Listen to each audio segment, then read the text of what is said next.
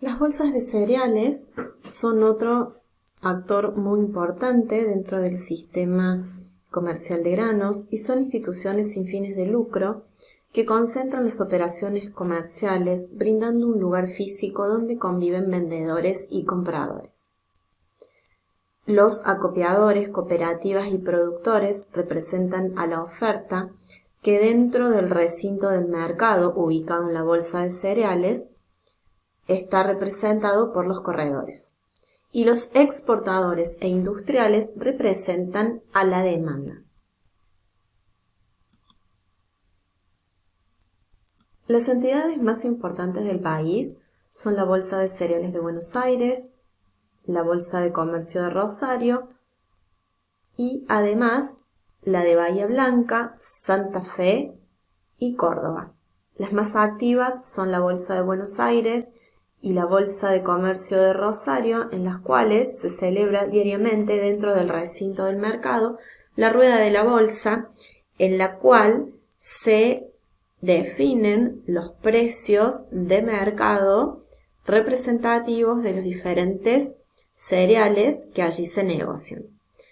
En la Bolsa de Cereales de Córdoba no hay o no está funcional el recinto del mercado de granos. Y la Bolsa de Cereales en Córdoba cumple con otras funciones, como por ejemplo el laboratorio de análisis, que es muy importante en la zona, y cumple funciones administrativas de obleado de contratos. La función primordial de la bolsa de cereales es brindar un espacio físico donde se reúnen la oferta y la demanda. Este es el recinto del mercado y además se encarga de reglamentar las operaciones que allí se realizan, velar por los intereses de sus asociados y brinda una serie de herramientas físicas como por ejemplo el laboratorio de análisis que agilizan el comercio de granos. Todas las muestras de los puertos de cada uno de los cereales son llevados a los laboratorios de las bolsas de cereales de la zona de influencia para determinar la calidad de estos granos y a partir de ahí realizar la liquidación de los contratos. Las bolsas además nuclean a distintas cámaras y a otros entes adheridos a la misma. Ejercen la representación general de los distintos sectores vinculados al comercio de granos y tienen una vinculación permanente con otros centros en el exterior con los cuales mantienen un intercambio de información en cuanto se refiere a los usos y costumbres y las formas de operar dentro de las distintas áreas del negocio granario. En las bolsas de cereales se realiza el seguimiento administrativo de los contratos que se generan entre un comprador y un vendedor sin que la mercadería pase físicamente por la bolsa. Es decir, la bolsa se encarga de habilitar estos contratos para que se pueda concretar la entrega y el pago de los mismos, o sea, para que se pueda concretar la transacción. A este procedimiento se le llama obleado de los contratos. Además, con esta habilitación se asegura que las condiciones pactadas en las operaciones y los lugares de entrega de los granos se cumplan según lo que establece la normativa. Las cámaras arbitrales son un organismo dentro de la bolsa de cereales y son entidades civiles sin fines de lucro que representan a los distintos sectores de la oferta, de la demanda y de la intermediación del negocio granario, prestando servicios esenciales a la comercialización para otorgarle agilidad, eficiencia y equidad a las transacciones. Las cámaras arbitrales son las encargadas de determinar los precios de pizarra, que son los precios públicos que sirven de referencia para las transacciones o negocios granarios. Una vez que finaliza la rueda del mercado, la rueda diaria del mercado, que se celebra de lunes a viernes, los días hábiles, en el recinto del mercado dentro de la bolsa de cereales, se reúne la Cámara Arbitral con representantes de las cooperativas de segundo grado, algunos acopios, corredores y exportadores, y en base a los precios de mercado registrados durante la rueda del mercado, se establecen los precios de pizarra, que serán publicados al día siguiente, representando los precios del día anterior. Es decir, las pizarras reflejan los precios de mercado del día anterior. Y como lo vimos hace un ratito, estos precios son precios públicos y precios de referencia que sirven como precios orientativos para las diferentes transacciones comerciales que se pueden dar en el sector. Además de la función de determinar los precios de pizarra, dentro de la Cámara Arbitral existe un órgano que es el juez de amigables componedores y o tribunal arbitral. En las operaciones mayoristas o de venta directa de cereales, los contratos de compraventa se realizan en un formulario especial llamado contrato cámara. Cuando aparece esta leyenda dentro de un contrato de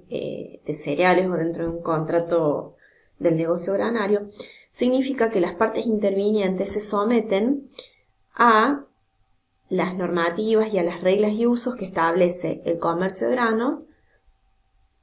y que están reguladas por el tribunal arbitral de las bolsas o de la bolsa de cereales que intervenga en esa operación. Esto significa que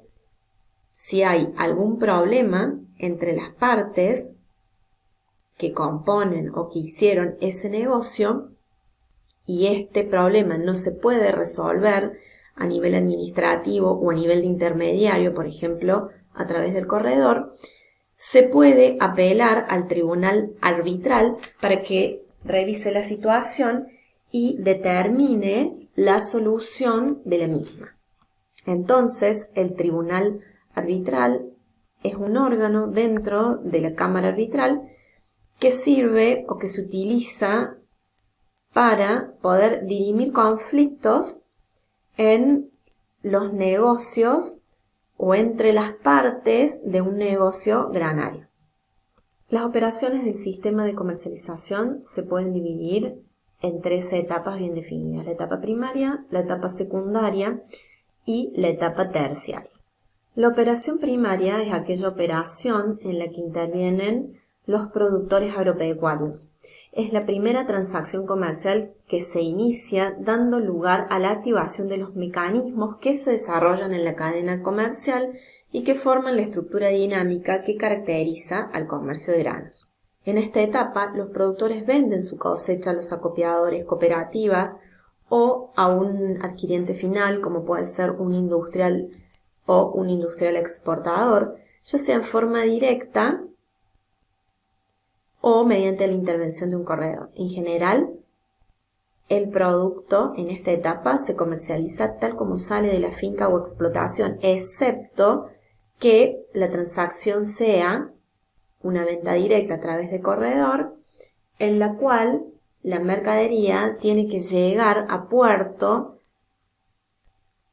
bajo la denominación conforme, es decir, tiene que estar en condiciones de ser entregada según lo establecen las normas de calidad. Esto ya lo habíamos explicado anteriormente, que cuando un productor le vende a un acopiador, en ese caso, como el acopiador tiene dentro de su figura legal la posibilidad de acondicionar la mercadería, entonces el productor la puede enviar a la carga tal como sale de la finca o de la explotación. Porque si no tiene la calidad de recibo adecuada, el acopiador la puede acondicionar. Esto no es así cuando se realiza una venta directa a través de un corredor. En ese caso, el productor tiene que enviar la mercadería en condición conforme, es decir, cumpliendo las normas de calidad específica para el grano que está comercializando, porque si no, el exportador le va a dar rechazo a esa carga y el contrato va a continuar no estando cumplido. Los sujetos que participan en esta etapa son, por el sector de la oferta, los productores y canjeadores, y por el sector de la demanda pueden ser acopios, cooperativas de primer grado o de segundo grado. Todas las operaciones de granos requieren de una documentación específica. En relación al productor, algunos documentos que se generan a partir de un negocio de granos son los siguientes. El primer documento que da inicio al negocio granario es el contrato.